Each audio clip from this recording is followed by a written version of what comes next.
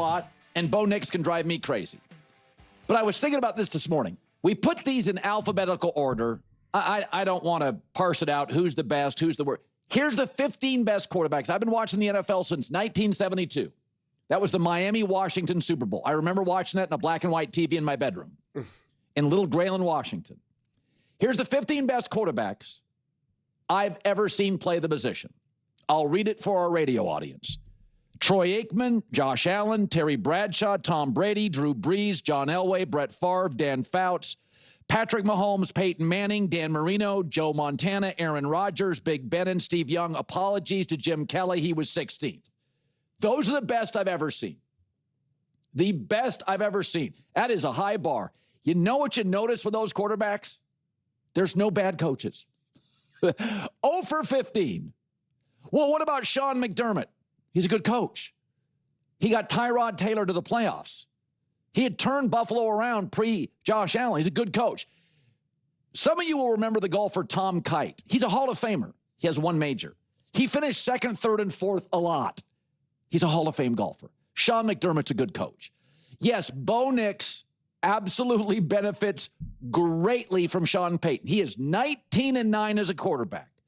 And I bet you he'd be 9-19 if he had like a Matt Eberflus or a Dennis Allen. You could reverse his record. But in the last 7 games, with a legitimate coach, he has 5 game-winning drives. And don't you think there's something to be said? Isn't this a wacky coincidence? Here's the 3 young quarterbacks all on winning streaks. Drake May, Caleb Williams, and Bo Nix. Let's see who their coaches are. Oh, Mike Vrabel, Ben Johnson, and Sean Payton. All appear, 2 are legitimately big-time, all-time coaches. I mean, they really are great coaches. And it looks like Ben Johnson's pretty damn good. What a wacky coincidence. There are no quarterbacks that are elite that had a string of bad coaches. Dan Fouts had Air Coryell. Look him up. Dan Marino didn't win Super Bowls. He had Don Shula, winningest coach ever. Now, I didn't see Bart Starr play, so I didn't include him in that, but he had Vince Lombardi. Aikman had Jimmy Johnson. And I'm not saying the quarterback's not more valuable than the coach. There's no bad coaches in there. In fact, it's many. I mean, Tony Dungy was a defensive guy. Tony Dungy's a really good coach. One in Tampa, one in Indy. But the number that you have to respect Bo Nix on, and he has bad halves. He got bad games. About 3 games ago, Sean Payton was watching him on the sideline, and you could read the body language. Sean didn't know what to do. Here's where you got to respect him. Since he entered the league, this number will shock you. Bo Nix has more pass attempts than any quarterback in the league. What is the ultimate sign of respect? What a parent does to a child. Trusts them with responsibility. That's what the Colts did with Andrew Luck. Bruce Arians gave him the whole damn playbook as a rookie. Figure it out. It's what Coughlin did with Eli Manning. You're a smart kid. You're a Manning. Here's the playbook. Make some mistakes. Eli did. Andrew Luck made a lot of them, and Bo Nix does. The ultimate sign of respect is that Sean Payton's like, bro, no hand-holding. Big Ben's an all-timer. Go look at the first couple years with Big Ben. They were holding his hand. They were babysitting him. You know, they weren't throwing the ball much. Bo Nix leads the whole freaking league in pass attempts. Yeah. You know what's so funny? Because if you watch me, you won't be surprised about that type of stuff. Because I literally made videos discussing that at the end of the season in 24. At the end of his rookie year, I discussed that very thing and talked about what Sean Payton was asking Bo Nix to do. And I went through the pass attempts and all of that and said, do you understand how crazy this is? And what have I consistently said?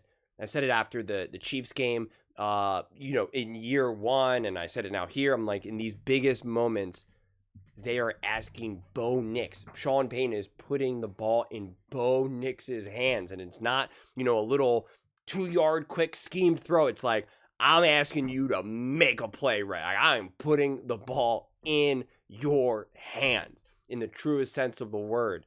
And so It's not a surprise to me. This shouldn't. It doesn't shock me. Shouldn't shock if you've been watching me. Thank you for watching me, but it shouldn't shock you.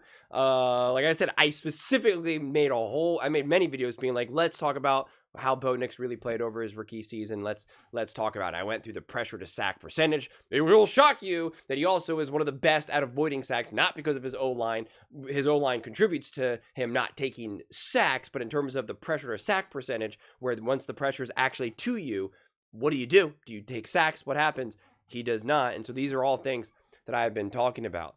But this is where Colin is funny, because Colin was saying, do the Broncos draft a quarterback next year? Like, that's what he was saying. He's like, do the Broncos have a Bo Nix problem? Now we're like, look at this. Total yards, 7th. Wins, 6th. Total touchdowns, 5th. Game-winning drives, 1st. Most pass attempts. And it's like, whoa.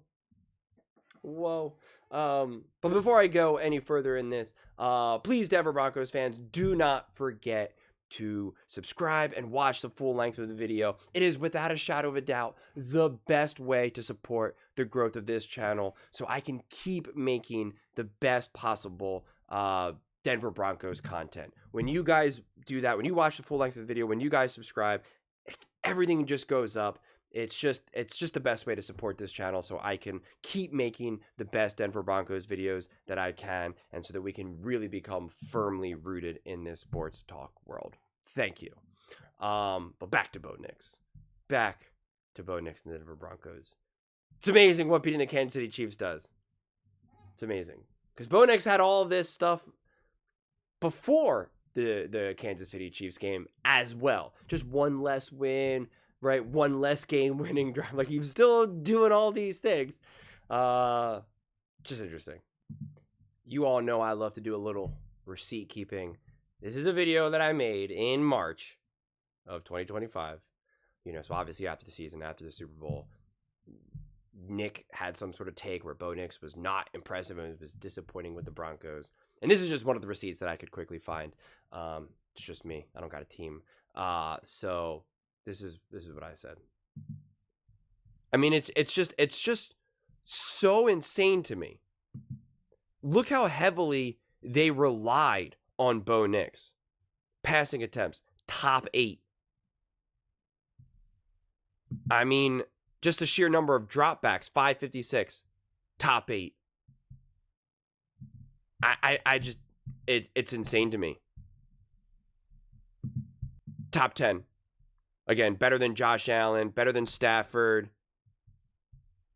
better than Patrick Mahomes. And again, don't. Yeah, we're not gonna watch all of it and go through all those old takes. I go on a whole rant about, I start talking about Mahomes and the Broncos, and because people are considering the success that Bo Nix has had, and they can't decide, is the roster good, is it not good? And no one said the roster was great, and yet Bo Nix is putting up these top numbers, and it's like, okay, so then isn't that good for Bo Nix? And it's like, it just starts to go so circular. But this is why this stuff is tough. You got to keep track of it all, and it's hard. It's hard. I just specifically remembered making multiple videos talking about his dropbacks and pass attempts. That was the one that I could find. I have a whole nother video that I really went through his like rookie numbers and all of that. I think I probably did it before the playoffs, before he had that game, and so like I said, I have to hunt for that video where I really broke down all his total touchdowns and what it all meant, and his total yards and his dropbacks and pass attempts and all that type of stuff. But that's just the one clip that I was able to find from March, but I'm almost confident I have one from January as well. And so that's why when Colin is like, this will shock you, and it's just like, no, like I looked at these numbers, I looked at these stats, I discussed them, I made whole videos about all of them.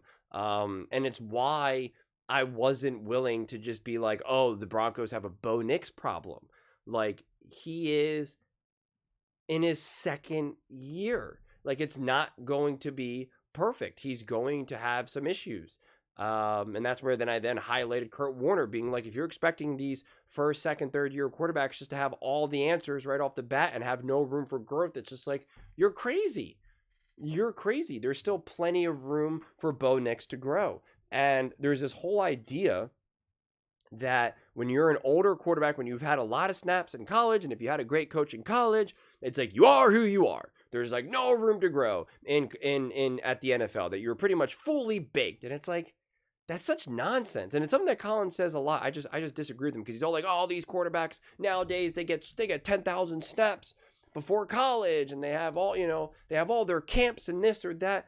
And I understand, I do agree that we can potentially expect the floor of a lot of these quarterbacks to be elevated and the ceilings for these quarterbacks to be elevated. But the finished product, the rate of progress, these things still take time.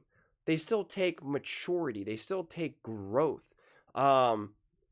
These quarterbacks, their brains are still maturing.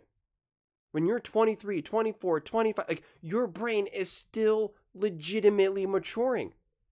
Your brain is still improving its ability to process information. And especially, which is incredibly important for a quarterback, risk assessment. Which being able to analyze risk for a quarterback is so important. It is so ridiculously important.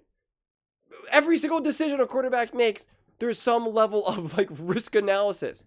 And your brain, it's literally one of the last parts of your brain to like fully develop. It's why you make the dumbest mistakes when you're 23, 24, 25, and younger than that, of course. And you think like, oh, well, I just matured. I just got older.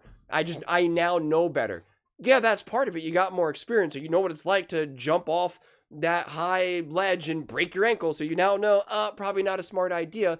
But your brain also can evaluate risk better.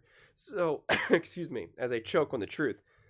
Like, so there's of course there's room for growth and development. So it's just crazy to me. It just is. Because again, before this game, there was the literal talk. Do the Broncos have a Bo Nix problem? Do the Broncos have a Bo Nix problem? And now he beats the Kansas City Chiefs in exciting fashion. Obviously, we talked about that game. Now we're like, well, let's talk about the top 15 quarterbacks of all time. Let's address the fact that all these quarterbacks have great coaches or good coaches or whatever, and this, that. And it's just like, I don't know, man. I just find this funny. Because Colin has been a huge Bo Nix believer. Let's be clear about that. Going into the draft, he believed in Bo. When he was drafted by Sean Payton, he believed in Bo. All throughout the season, last season, he believed in Bo. When his rookie year was in the beginning of the season, it was not good. You really had to be like, well, I remember, because I was super high on Bo Nix. I was like, I think he's gonna be good. And then he didn't start off too good, and everyone was like, what the heck? Bo Nix is trash. I'm like, oh, just wait. Now I'm kind of thinking, come on, Bo, you're making me look dumb right now. Like, come on, Sean Payton. Like, guys, I was talking you up, and I'll never forget reading the one comment. And he wasn't talking to me. He was just talking about the media in general. He's like, I feel like I was lied to. He's like, I was expecting so much better. And I remember responding to him and being like, and I was like, just be patient.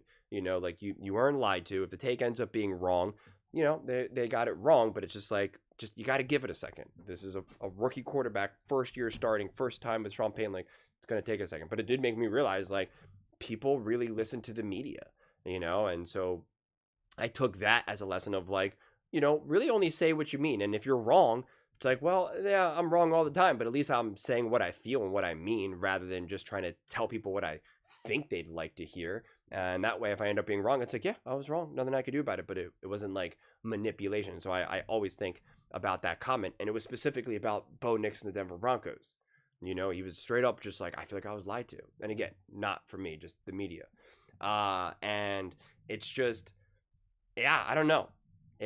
Bo Nix continues to absolutely fascinate me. And the Broncos absolutely fascinate me. And we've talked about all the reasons why people doubt Bo Nix and doubt the Broncos, and how there's, obviously they're in the same division as the Chiefs, and the Chiefs have been just this dominant force, and they're so popular, and the media loves them, and this and that. And the Broncos coming to town, by definition, are in direct contrast for them.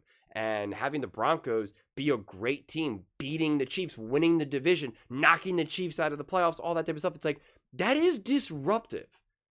It really is. That is disruptive. Right now, to take that example to more of the extreme, obviously the most successful and the most possible teams since I've been making videos have been the Philadelphia Eagles, the Baltimore Ravens, the Buffalo Bills, the Kansas City Chiefs, the Detroit Lions, the 49ers. And it's just like, I know those teams so well. I know those fan bases. I know the people. I know the regulars of those fan bases who come to this channel. I know if I make a Philadelphia Eagles video or a Buffalo Bills video, like, I know the views are there. I know the conversation's there. I know on Monday, all right, the Eagles had a weird game, but they won. Colin's probably going to talk about that. Oh, Josh Allen had 2 interceptions and lost the okay, he's going to talk. Like, I just know going into Monday, these are the topics that everyone's going to want to talk about. This is interesting, blah, blah, blah, blah, blah. And so, like, you get familiar with that. And this is someone who's only been doing this for a couple years. I could only imagine, like, the actual mainstream media who's been doing this obviously forever, but they've been riding this Kansas City Chiefs wave since 2018, you know, where you're just like, this has been a party, 2018, 2019, 2020, 21, 22, 23, 24, 25. And now, like, a new team is trying to disrupt that. You're like, I don't know. Kansas City Chiefs have been pretty good to me.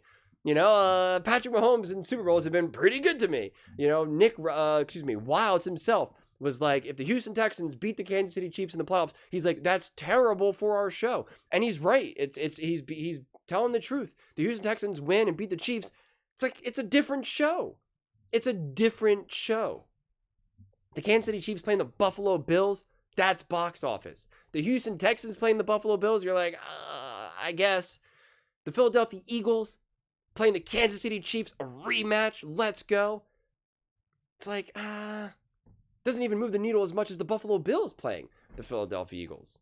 Specifically because there's like also that rematch factor, and the Philadelphia Eagles are a wildly popular team, and the Kansas City Chiefs are a wildly popular team, and when they play each other, it's the synergy of mayhem, right? That's why it was the most watched Super Bowl.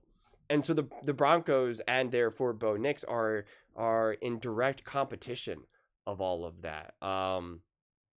So it continues just to be such a fascinating, you know, it's like, I'm a nerd with that type of stuff and always love to look at things. I always talk about the lenses and looking at things from like a more pulled back layer, get meta on it all. Like I can do that all day. I love it. And so it's just fascinating to me. And with all that said, it's like, that's where Bo Nix has an insane amount of power. Because at the end of the day, he is the quarterback. And he does have a good enough team, relatively speaking.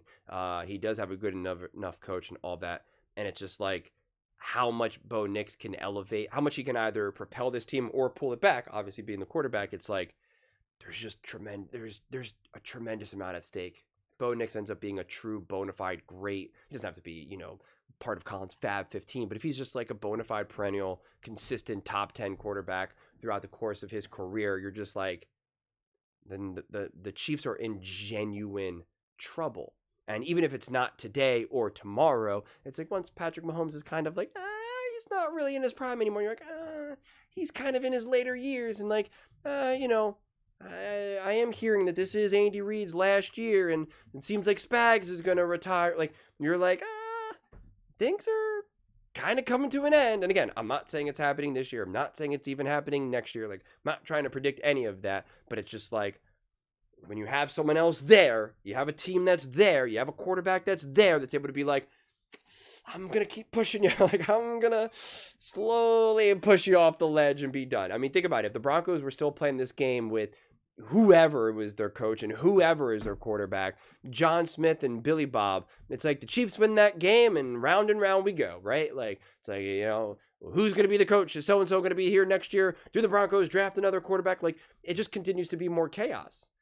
And the Broncos are trying to be like, we're not chaos anymore. Like, we're the captains now. And it's at the perfect time where the Chiefs are not at their peak. And again, I don't know if that'll last forever. It's not hard to imagine that the Chiefs have a draft or two, some free agency, and boom, they're back and wheeling and dealing at their highest level. Or not. Their better years are behind them. And it's just like they're kind of playing catch up.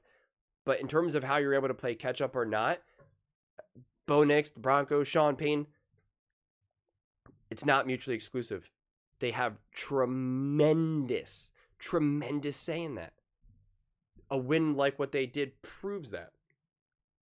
Because the Broncos are winning, and because the Broncos are as good as they are right now, they are making it near impossible for the Chiefs to win the division and now actually struggle to make the playoffs. If the Broncos are just one of those other teams, if they continue the trajectory that they had been doing before Sean Payton, that's not the case. The Chiefs can still win the division.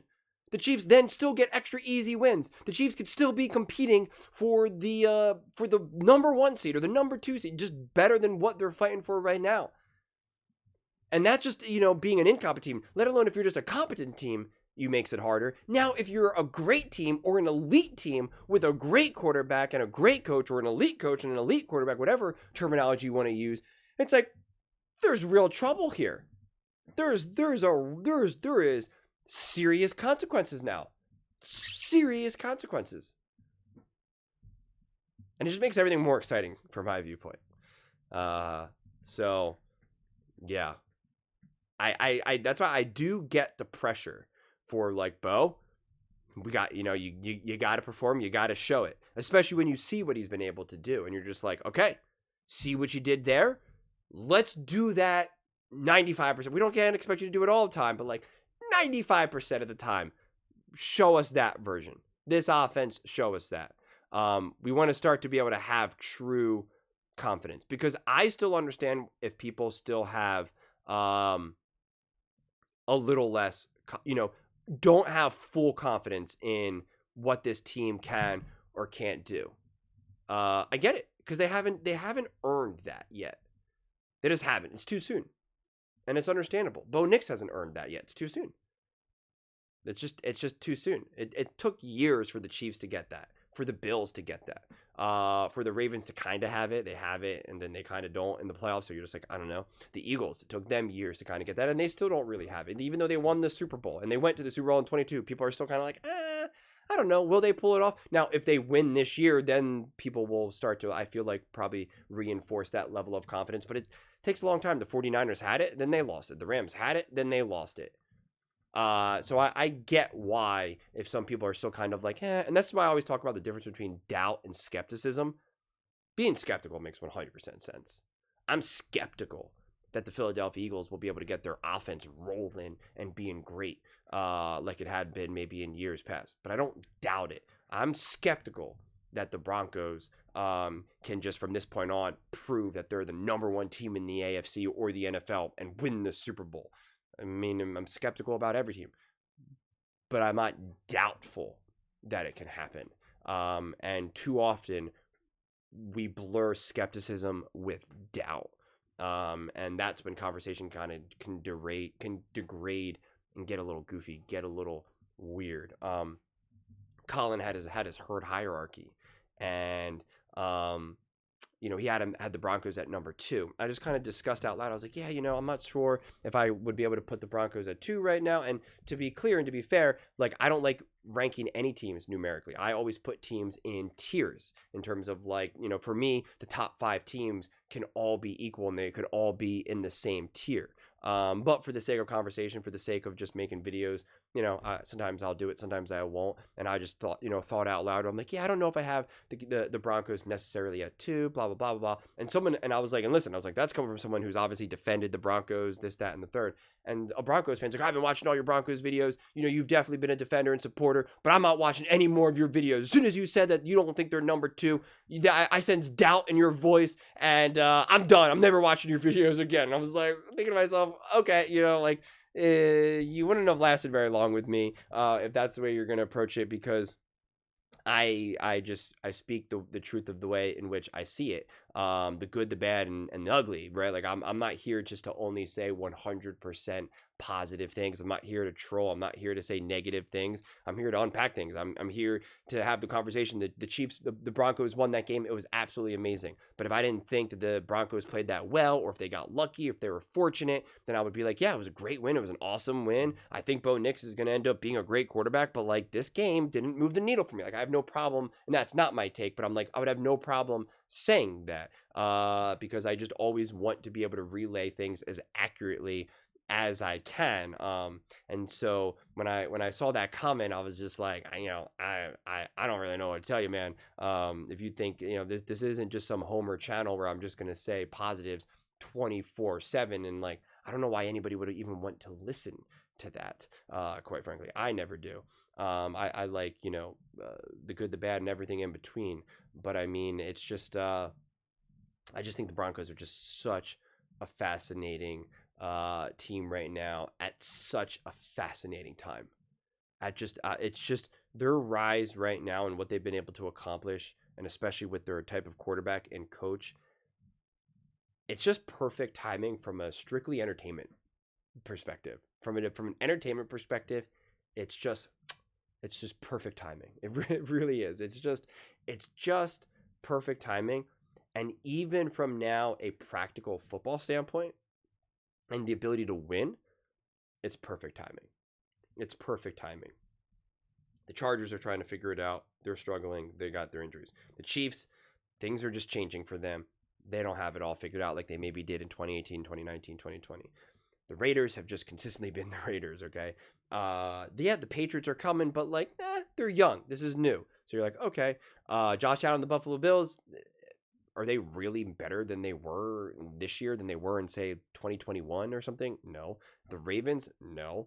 Right? And then if you jump to the NFC, you're like, hey, the Eagles won the Super Bowl. They're reigning Super Bowl champions, but they're like, their offensive coordinator's not moving the needle. A.J. Brown's upset. The Eagles offense, what's going on there? The O-line, you're like, I don't know. The Rams look pretty good, but let's not like they're some unstoppable juggernaut.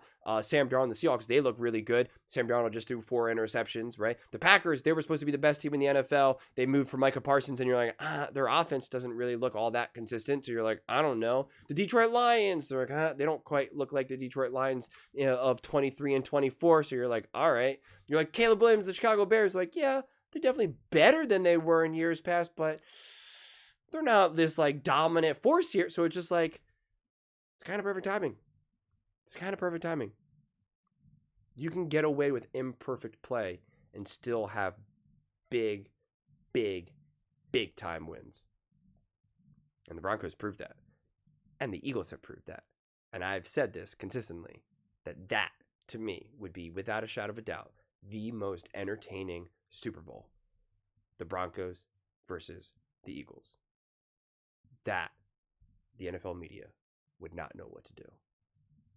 So that is what I remain by saying that is what would just be the funniest thing. But people don't watch football to laugh. I don't watch football to laugh. But I still think it would be interesting to see the media try to wrestle with all of this. So we'll see. But let me know your thoughts in the comments below. I read every single comment. So whether you agree with me or disagree with me, either way, let's get in some discussions. Let's get in some fights. But ultimately, let's just have some fun. And please do consider subscribing. As I said, we are building an amazing community here, and I absolutely love to see you part of it. I want to build something that we all generally feel connected to, something that we're really excited to be part of. I think we're well on our way to doing it. And please don't forget to give this video a thumbs up, as it really does help with the visibility and the algorithm. Thank you so much. See you next time.